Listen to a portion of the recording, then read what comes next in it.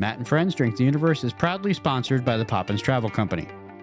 Whether you're traveling across the universe like us or right here on planet Earth, it's always a good idea to have an expert to help you plan your trip. For your travel experts, look no further than the Poppins Travel Company. They'll help you book your next adventure or vacation, and the best part is they'll do your travel planning for free. To schedule a virtual appointment with one of their highly qualified travel agents, visit their website, www.poppistravelcompany.com. That's www.poppistravelcompany.com, or call them at 407-494-4070. That's 407-494-4070. Hello, listeners. We're all here to have fun. But we'd like to take a moment to encourage you to always drink responsibly. Never drink and drive. If you have a complicated relationship with alcohol or other substances and you want to talk about it, you can call 1-800-662-4357 for support. Thank you for listening. 10, 9, 8, 7, 6, 5, 4, 3, 2, 1. We have liftoff. Welcome to Matt and Friends Drink the Universe! Hello, listeners, and welcome to our St. Patrick's Day episode. Today we have a very special guest to share with you. His name is Seamus Kennedy. Seamus is a world-renowned Irish singer, songwriter, and performer. If you've ever met or interacted with Seamus, you know you can't help but be entertained and to laugh. He's a fantastic human being who I've had the pleasure of seeing perform many times. If this doesn't get you in the St. Patrick's Day spirit, nothing will. Without further ado, let's get to our conversation with Seamus.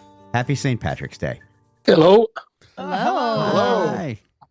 Hey, this high-tech stuff has me baffled. Seamus, I'm Matt. Thank you so much for joining us. My pleasure. Thank you.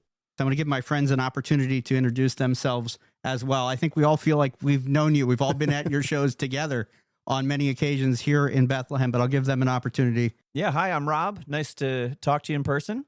Hi, Rob. Is that a job occupation or? What's your name? Wasting Sorry. no time. Yeah. I love it. Hi, Seamus. I'm Chris. Hi, Chris. Is that short for Christopher or Christian? Christopher. Ah, very good. Yeah. The Hi. bearer of Christ. Oh, yeah. He Yes. is. He is. I'm his wife, so that's why I can attest to that. But also, I am Siobhan. So nice to meet you. Nice to be met. Hi, Seamus. I'm Andy. We've met a couple times. I'm actually one of the band directors at Freedom High School. So we met before my students performed at Celtic Classic the one time and chatted. Oh, right. Yeah. It's been a couple years, though. Didn't we do a show together in the Ice House at one time, too? Oh, that Ooh. I actually sang with you many, many years ago in the Ice House with the Freedom High School Choir. Right. There Yep. you Good choir. Thank go. you. Ooh. That was a couple of years ago. Yeah. Oh, yeah. Just a Just a few. smidge. Probably like 2003. I had hair and abs. I wanted to tell you this story very early on when my dad and my stepmother were together back 2003, 2004. You played at Godfrey Daniels in downtown Bethlehem. Sure. And I told my dad that I would absolutely embarrass him while speaking with you. He sat right in front of you in a god-awful sweater of some sort and did the barley mow with a bottle of wine. And apparently you were teasing him for most of the show. And I can't tell you how much I appreciate that. Mercilessly, if it was wine. Yeah. That's We were glad. He always tells that story as he had to go to a bar after to sober up. oof. It's a living. Bethlehem's a great town. I love it. Great festival as well. Yeah, we've certainly all been to your shows at Celtic Classic, both the kid-friendly and adult versions. Yes. Multiple times. Mm-hmm. Multiple times. Were you there the night that I was in the tavern in the Glen? There's about 1,500 people in front. And I do a thing periodically where some young fellow will come up and tell me that he wants to propose to his girlfriend. And how can we make that happen? And I have a routine where I say, like, okay, here's what I'll do. I'm going to look for a volunteer to come up and do the unicorn song with me on stage with all the actions and so forth. And you're going to be that volunteer. So I'll get you up on stage. I'll ask if you have a friend who wants to do it with you, and you say, "Yeah, my girlfriend here. Will you call her up?" So he gives me her name. I call her up, and I said, "Then you take out the box with the ring in it. You drop to one knee and you propose." And that's how we do it. And I've done it many, many times. So this particular night at the Celtic Classic, I got the kid up on stage, and I said, "Do you have a girlfriend who'd like to do this with you?" He said, "Oh yeah, my girlfriend's here." Called her up and got the ring out, dropped to one knee, "Will you marry me?" And she said, "Hell no." Turned around and off stage. The audience's jaws just dropped. Everybody, and you could hear the awe going all around the room. And he's standing there staring at me, and I looked at him and said, "Hey, still want to do the unicorn?"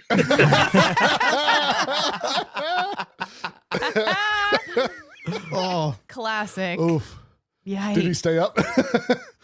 No, he says, I better get after her. But he wasn't going to catch her. She was booking. She was. Whoa. The other thing that she yelled, "I hate surprises." Oh, man. Oh, no. Boy. I think it was better he found out earlier than later. Fair enough. Yeah. Yeah. But I Yikes. feel like he should have known by then. Yeah. Woo. Yeah. Wow. It was a match made in Bethlehem. We weren't there. I know I wasn't there that night. I was there, though. There was one concert where the train came through like 5 times when you were playing, and every time you would stop and play the train song, and it was hysterical. Oh, I've worked that into my routine now. I expect that train to come through. I also saw you the year after your memorable for all the wrong reasons performance at Jack Frost, up at Jack Frost. Oh, the tornado? Well, yeah, I saw you What? the year after the tornado. Yeah. What You was know, this? No, I I- haven't heard this. Seamus, would you tell us that story? Because it looks like Andy doesn't know that one. Well, I was playing up. I've been playing this Jack Frost festival for many, many years. A ski resort in the Poconos, and the weather was turning sort of ugly, and I was on stage performing, and I had just told a series of jokes about New Jersey. I had a whole New Jersey routine that I had difference between a New Jersey girl and a catfish. Well, one's slimy with whiskers and the other one's a fish. And I got a whole series of them. Love it. All the Jersey people were booing and everybody else So was laughing. And a tornado hit the place. It was only a small one, but it just tore the tent right up. Tent poles out. One guy got flung up into the air about 20 feet, hanging onto a rope, trying to hold it down. And afterwards, a whole bunch of Jersey people come up and said, God is from New Jersey. You shouldn't make it. So I wrote a song about it and recorded it. Yes. Yeah. so good. That was a good one. Oh my gosh. I have that song on my phone. They flying into the air and also cans of Yingling, you name it. Yeah. Mhm. Man. It was a good one. Would So- that be one of your most memorable? I'm sorry, Andy. Would No, that go be ahead. one of your most memorable performances, or what is your most memorable performance? Oh, I had a couple. There's St. Patrick's Day, 1988. I played for President Reagan Wow. in the pub that I was working in Alexandria, Virginia, a place called Ireland's Own. And he came in with James J. Kilpatrick, a very well-known conservative columnist at the time. And they sat and they had dinner. The whole thing was set up, by the way, by one of Mr. Reagan's team. Not the security guys, but one of the guys that write speeches and stuff for him. And because he used to come in regularly. And so the president and James J. sat right beside the stage and just got into the performance and participated. He was doing the actions for the unicorn and everything. After I had finished, I called him up on stage and gave him a microphone, and he did about 10 minutes of Irish jokes. He was very good. He was like somebody's favorite uncle, Mhm. Wow. very avuncular man. That's amazing. Yeah. What a great story. Yeah. Still cool. didn't make it Republican though. Yeah. Really nice man. And then I played for the Pope Wow. in Which Nice. Pope? 1979, J2P2. Mhm. JP Deuce. Yeah. Yep. Played for him in 1979. He came to the States and he was in Washington, D.C. and he was doing an appearance at Trinity College. It's a girls' university. Oh, sorry, women's university. Forget. And the lady who was the dean of students there was the sister of the owner of the Dubliner pub in DC, where I happened to be working at. The Pope was there, and he came walking down the aisle, and people were approaching him and reaching out to be touched and everything. And my son, who was well into his 40s now, was a 10-month-old baby at the time. So I just dropped the guitar and ran down and handed him my son, my baby son, and he kissed him and gave him back. And I just realized, I don't know if any of you are Catholics, but my son is now a first-degree relic. He is. Yeah. Did you I get love to that. Did you get to lead communion with the barley mole? Oh. No, you Phony. don't. You can only do the barley malt beer, not wine. I'm sorry. That's right. It's written into the words. Yes. Here's the blood of the Savior, the blood of the barley mole. You're going to hell. Yeah, you are. It's okay. He's not Catholic. He's not Catholic. He's all right. The company, the brewer, the bookie, the slavey, the drayer, the daughter, the landlord, the landlady, the barrel, the half barrel, gallon, the half gallon, quart, pot, pint, pot, half a pint, Jill pot, half a Jill, quarter, Jill, nippick, another brown bowl. Yeah. Well done. Wow. You know, tell you what, I don't care what they say. Brainwashing works. That's right. Yeah. Matt is a product. Yeah. Yes, I took that song back, and we used to do that as a drinking song when I was in college in That's Western how we would Pennsylvania. warm up for our parties Yeah. at yes. night. Yes. That's a good song. It's an old It's a great song. pub song, actually. So, yep. I do love hearing the Rogue Diplomats perform it now. Oh, those guys do a good job. They really do. And they're nice lads, too. They really are. Yeah, I went to college with Nate. They've been going quite a while. Yeah, I remember there was a Celtic Classic where my friend Katie, who's married to one of the other guys, I ran into her at Celtic Classic, and she's like, "Oh, you got to go see my husband's band. They're playing whatever, one of the little tents." And I'm like, "Oh yeah, sure." Figuring they'll just be whatever, a group. And I was really impressed. Yeah, and they started by just busking on the street in Bethlehem while the festival was going on. I love that. Yeah, that's great. Yeah. So And then they asked for a shot, and they got it. yeah. Cool. So speaking of Bethlehem, were you at the original Celtic Classic? Like, were you there when it first started? No, I missed the first two, Mhm. and then it was everyone after that, except for the COVID years. Yeah. Right. So how wild has it been to see it evolve from probably some pretty humble beginnings to what it is now?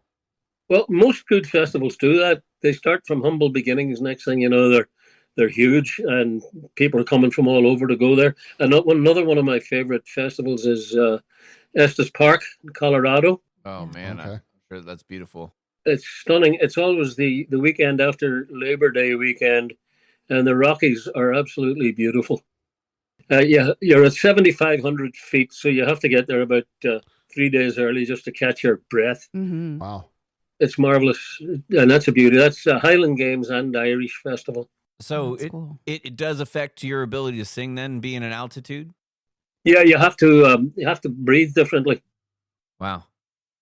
Yeah, I hike a lot at altitude. I've never tried to sing at altitude, so I Now wouldn't. you got to do it. You got to Now- hike and sing. Now I got to hike and sing Yeah. at the same time. Clearly. Well, when we were down in Hawaii and we did that first hike, that I forget where it was, but it went up altitude.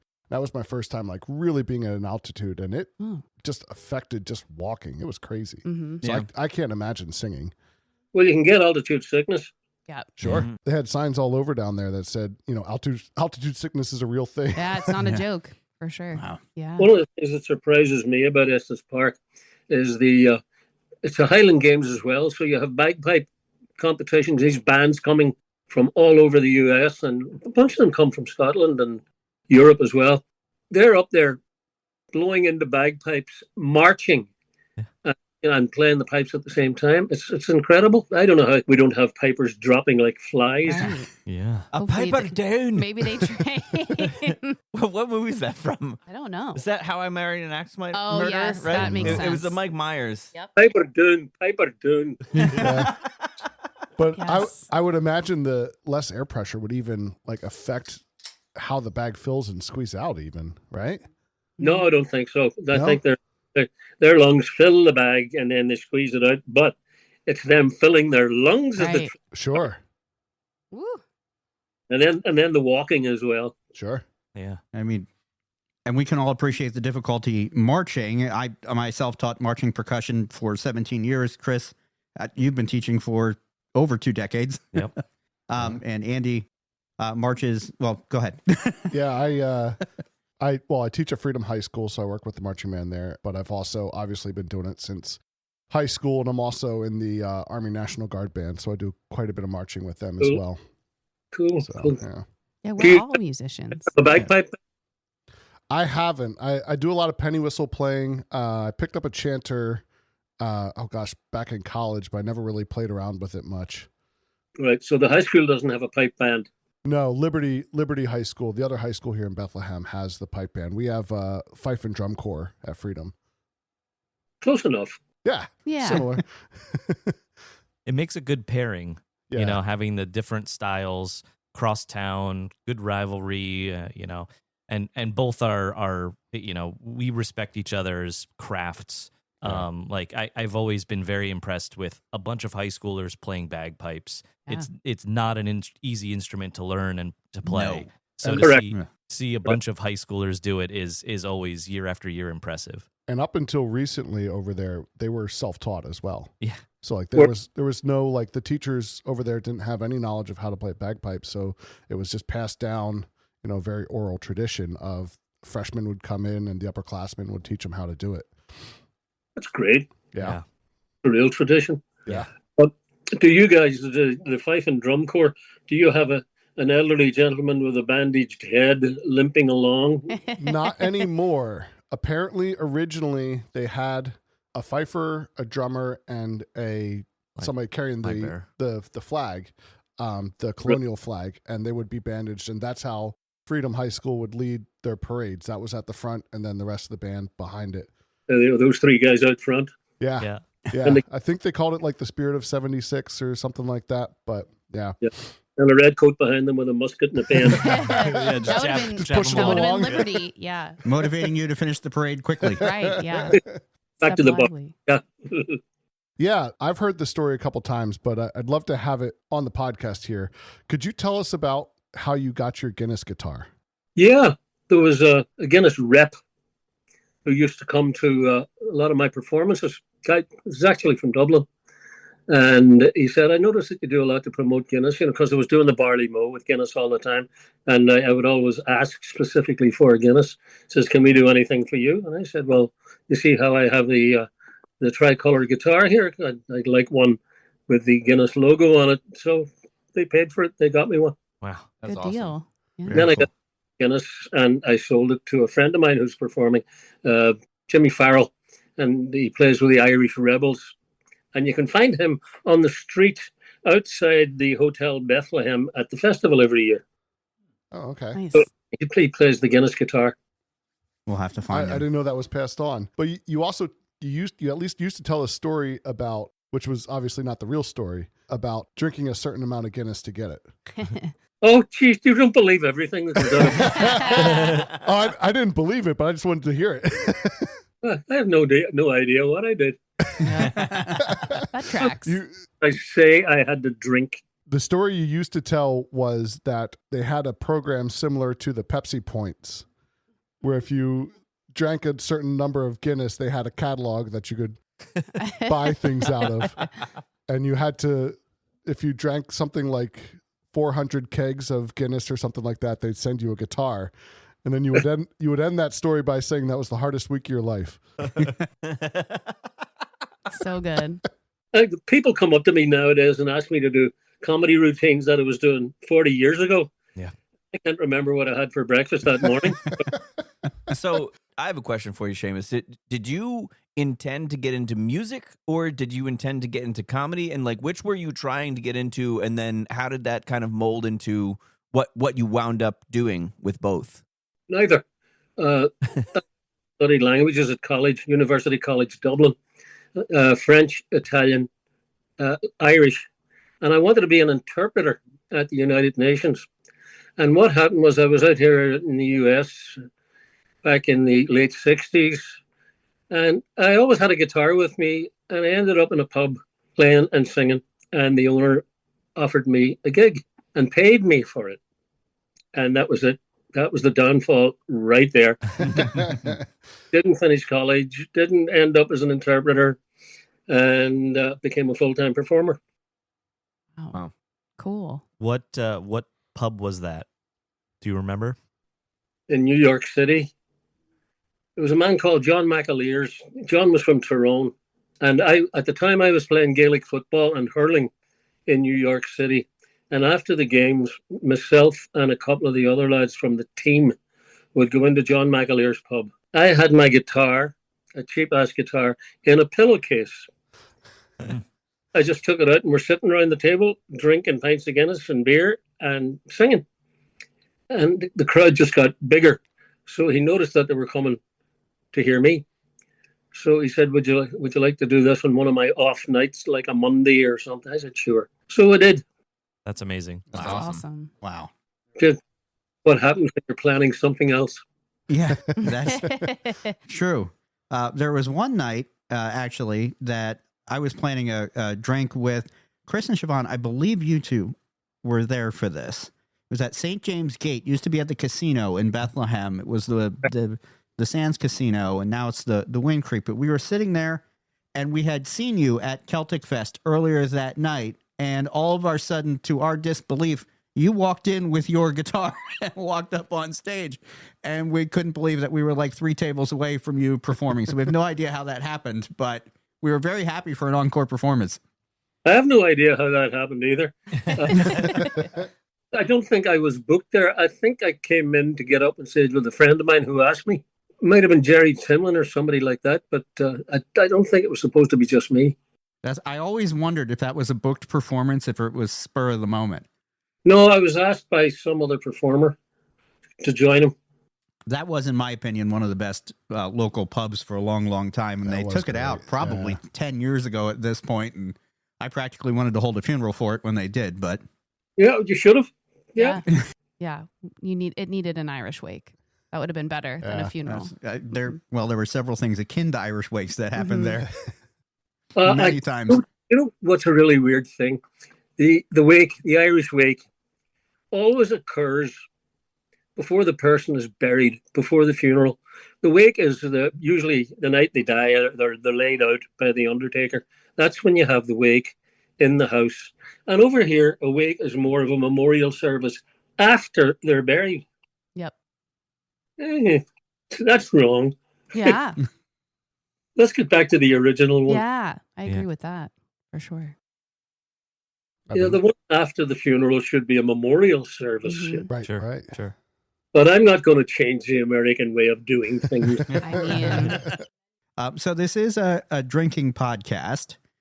You have talked a lot about Guinness. I'm curious, one, is Guinness your favorite beer overall, or do you have other types of beers or drinks that you enjoy before performances, after, on a regular basis, that sort of thing?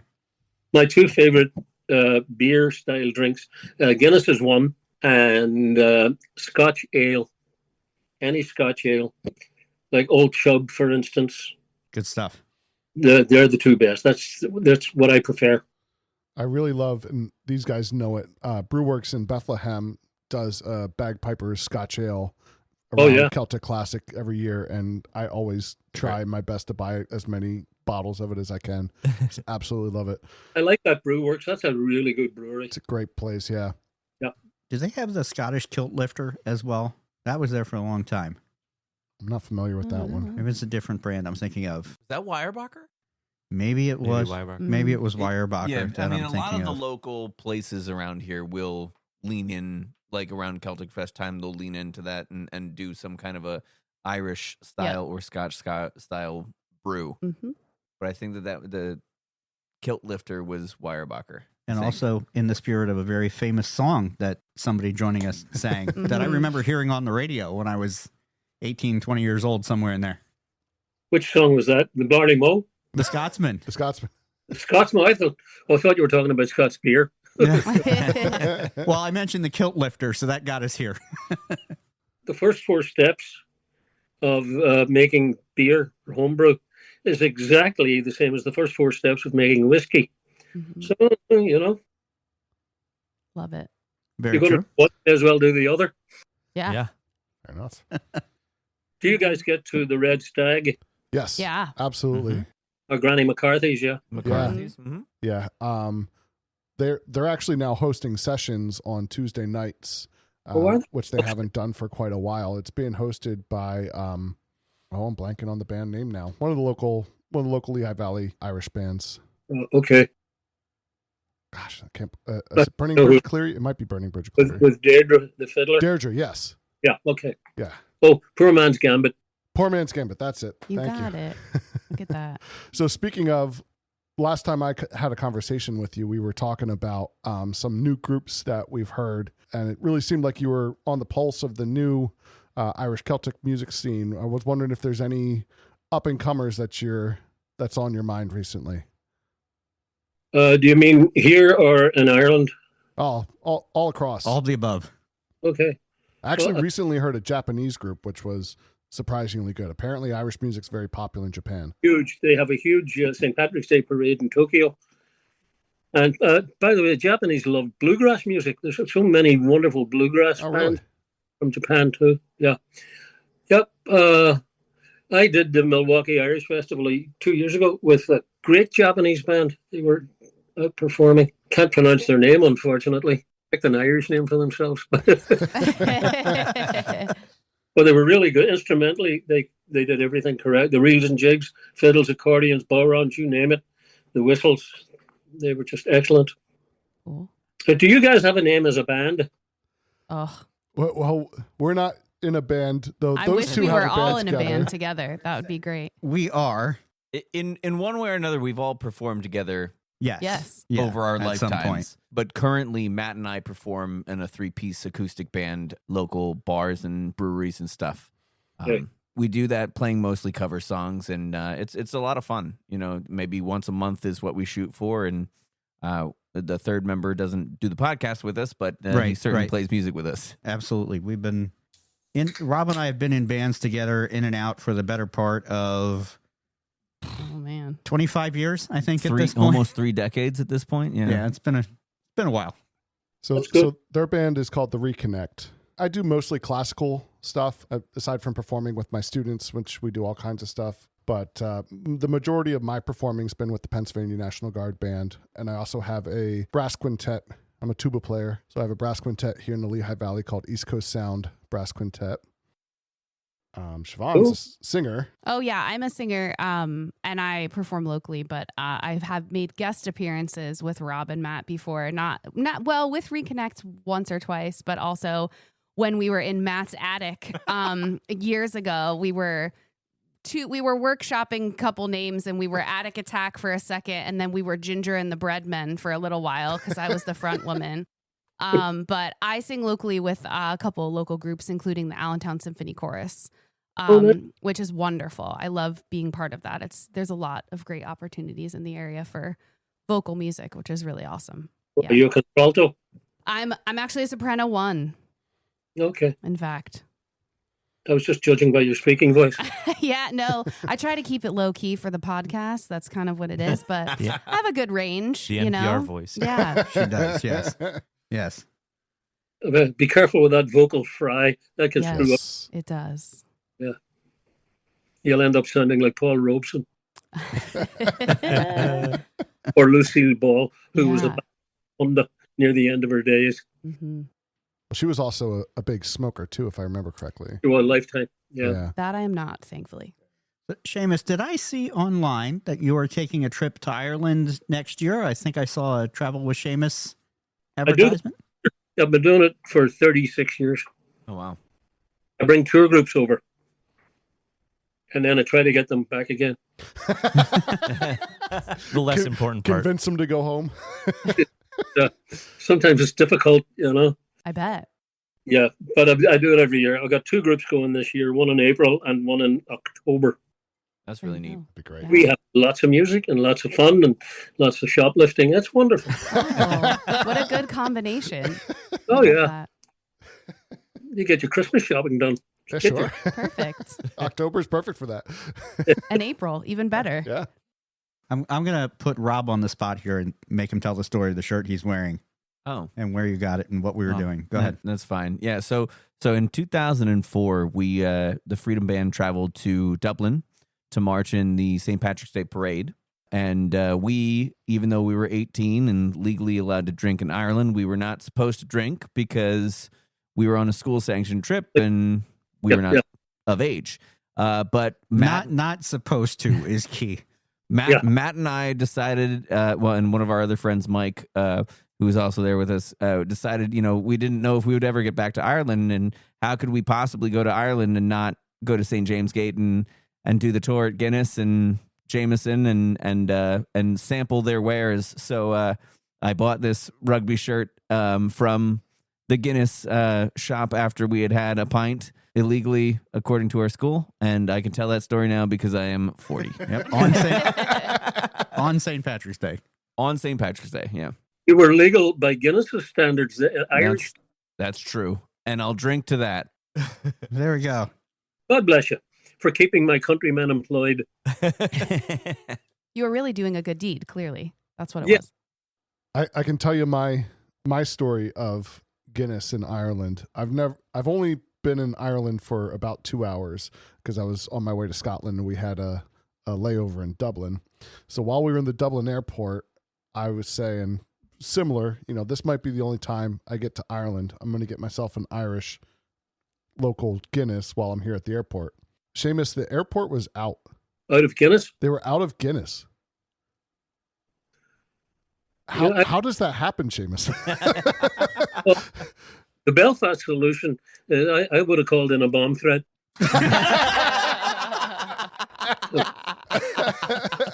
Truly.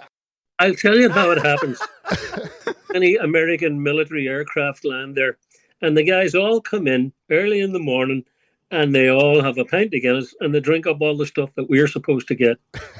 So, damn fault. There it is. I did have, they had a, Guinness had a porter, I think, that I had instead, which was delicious, but wasn't what I was going for. Well, Guinness is a porter. Is it a porter or a stout? It's both. The stout is a porter. Porter is a stout. Not all stouts are Okay. porters, but all porters are stouts. Okay. Guinness had I don't know if that's true. I just wanted to say it. yeah.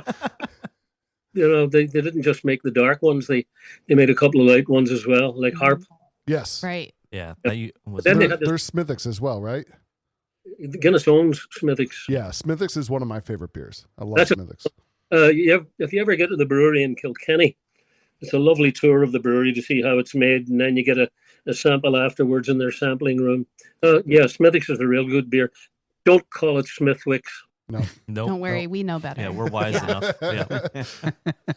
I always enjoyed your joke of what sound does an Irish seal make? Harp, harp, harp, harp, harp. Oh, jeez. I don't think he's proud He's of that joke. embarrassed of that one. Yeah. Way to do that. My old joke's coming back to haunt me. Right. That's part of the way I used to do the Wild Rover was instead of the clapping 4 times, no, nay, never, to have them all shout harp, harp, harp, harp. Yeah. I know that we've had you for a little while here, and I'm very appreciative of you joining us. I did have a final question for you today. We've all taught music in some way, shape, or form. My daughter just started playing violin. And the question that I had for you is you've had a very long, sustainable music career. What's the biggest lesson or words of advice you would have for younger musicians? Younger musicians. Something I never did and something I really wish I had. Learn to read music, but also learn to play by ear. Great advice. Yeah. Read music. Everything I do is by ear, but I wish I had learned to read music. I certainly appreciate that. I have drummer's ears when it comes to music. I can hear pitch. I can read music not very well, but I wish I knew a little bit more. I appreciate You can read that the very much. rhythms. I can read rhythms. Yeah, I can read rhythms. It's when the That's notes good. start moving around the page, things get trickier for me. That's okay. You also can't see color, but you've done okay. But every episode, we have to bring up the fact that I'm colorblind. do. Right. Well, I don't think you need a color sight to read music because, I mean, they're just black and white dots. That's fair. It Thank works perfectly goodness. for him. Yeah. There you For go. Matt. Yes. I found my niche. Somebody asked Pete Seeger once, "Can you read music?" He says, "Yeah, but not enough to spoil my playing." That's a great line. It is Yeah. good. Love that. Love that. Seamus, thank you very much for joining us today. It's been my pleasure. Thanks for asking me, and I suppose I'll see you guys up at the Classic this year. Oh, Yes. absolutely. Yes. We'll come out Absolutely. and have a beer. Yes. Oh, definitely. I'm going to hold to that. Yeah. Perfect. Cheers. forward to Thanks it. for joining us. Thank Sláinte. you so much. Sláinte. Cheers. Thank you. This podcast is a production of Unfiltered Studios. If you would like to know more about joining Unfiltered Studios, please visit our website at unfpod.com for more information. For this episode's boozy quote, an Irish toast. I drink to your health when I'm with you. I drink to your health when I'm alone. I drink to your health so often, I'm starting to worry about my own. Would you like to suggest something for us to drink? Give us some feedback or have your brand featured on Matt and Friends Drink the Universe? We would love to hear from all of our listeners. Please check our episode descriptions down below for links to send us a text, support the podcast, and visit our merch store. To keep up with our latest news or share your stellar sips with us, please like and follow Matt and Friends DTU on Facebook, Instagram, X, TikTok, Threads, Blue Sky, and Reddit. For more information about the podcast and links to all of our episodes, please visit www.mattandfriendsdtu.com. That's mattandfriendsdtu.com. Cheers, friends.